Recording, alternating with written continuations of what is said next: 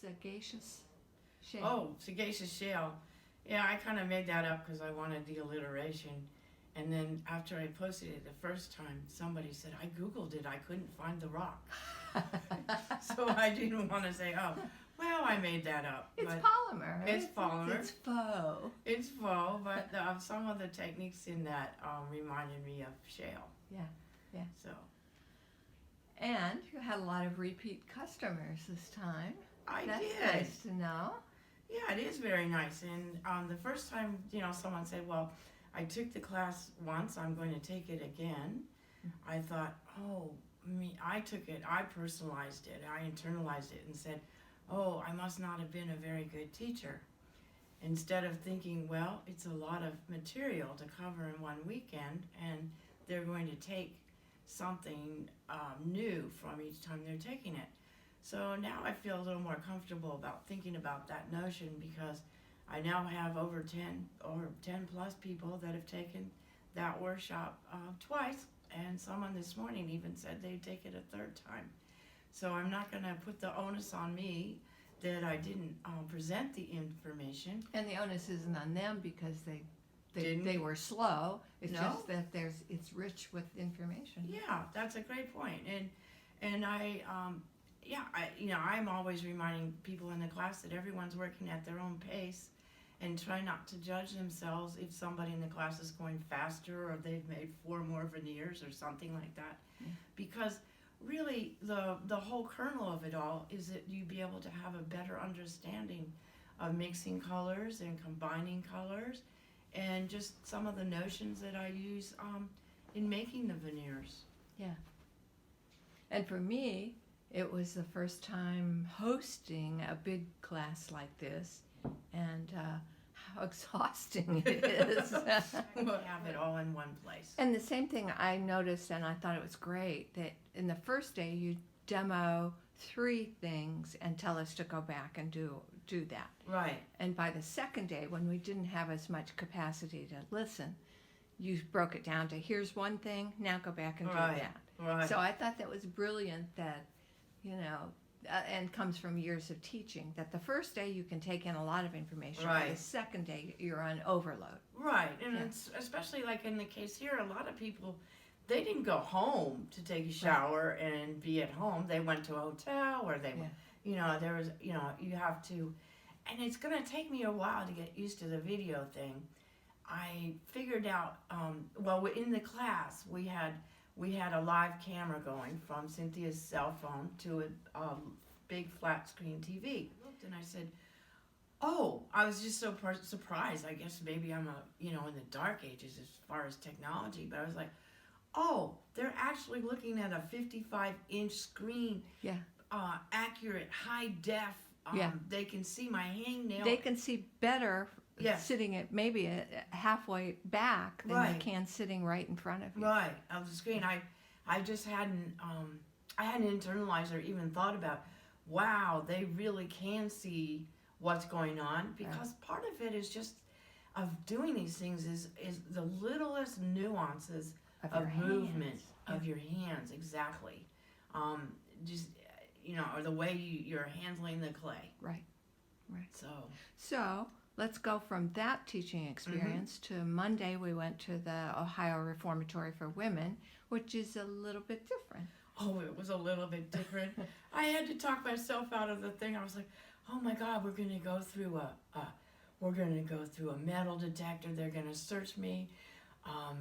What's going to happen? I'm going to lose my driver's license because we had to take, that was the only thing we were allowed to take in.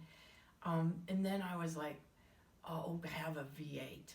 You go through the TSA several times a month at different airports and stuff. Yeah. They're just doing their job, and they want to make sure we're not bringing any contraband into the prison. Yeah.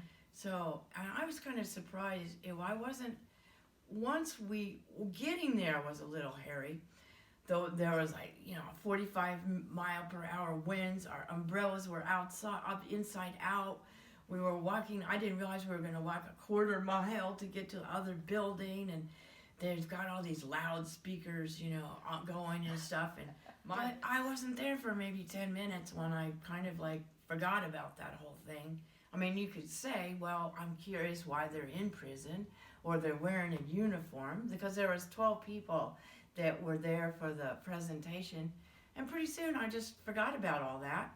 And I thought, well, they're here, they're open, they're receptive, they're genuine. They just want to hear, they actually want to see me and hear what I have to say. I think maybe being more genuine and vulnerable was the place to go. Right. And it was exciting for me because they've been working with the polymer clay with different levels of experience, and they really grokked it. There were some that had a notebook of color recipes, and they were all excited that I'd show them a different way.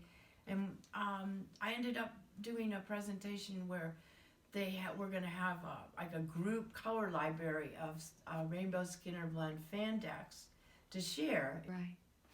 And so I was impressed on the card that they gave you, they called you a sister. Well, they did. You shared things, and you shared that you'd had trouble in your life, and yes, there is, but by the grace of God, there go I. That's right. That's right. And I guess I guess I don't even think of myself as a survivor of domestic abuse or a bad marriage. Maybe because I put it behind me, or maybe because I've processed it. But I think in about the last 2 minutes I was there, and we were there for, I don't know, 4 or 5 hours. Yeah. Into the conversation as closing, I said, I know what it's like to be abused physically, emotionally, and spiritually. And somehow that really clicked with a lot of the women in there. Yeah. So I came out of that. It was an extremely positive experience for me. I would recommend anybody to try something new, but I found it illuminating in what I reflected on afterwards and what I was nervous about beforehand, and just some of the real kind of joy and laughter and enthusiasm from learning that happened while we were there. Yeah, to people who are in circumstances that would seem soul-crushing, but they teach us. Yes. Because they managed to smile. Yes. In this most... I can't imagine. My personal experience is I broke my back. I fell on ice and I broke some bones in my back, and I had to wear this cage a Velcro cage neck brace that went from my waist up underneath my ears. And I remember, in the beginning I was so out of it and thankful I hadn't died in the accident or become a quadriplegic. But I got to one point for just a bit that I would just started panicking and saying, claustrophobia, I can't do this for 2 or 3 months. And then I was like, oh, it's not like in one moment, but it was kind of like, let that go. This is it. I got to accept it. So it takes a real stretch of my imagination to imagine what it would be like. For instance, there was a woman there, she's never getting out of prison. But she seemed to be the most happiest and upbeat, and she was the group leader. And I guess she got to a point, she must have gotten to a point where she's just had to let it go. This is it, and I'm going to make the darn best of it. I'm not going to concentrate on what confines me. I'm going to concentrate what expands me.